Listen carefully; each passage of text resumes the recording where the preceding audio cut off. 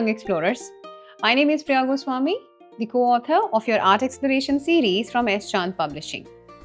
Today, we're going to understand two important parts of photography: foreground and background. Let's go outdoor and discover how.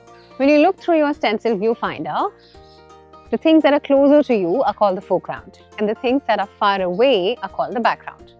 Like in this frame, you see me slightly closer. I am in the foreground, and the tree behind me is in the background.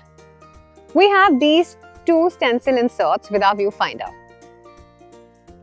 Let's try with the floral stencil insert.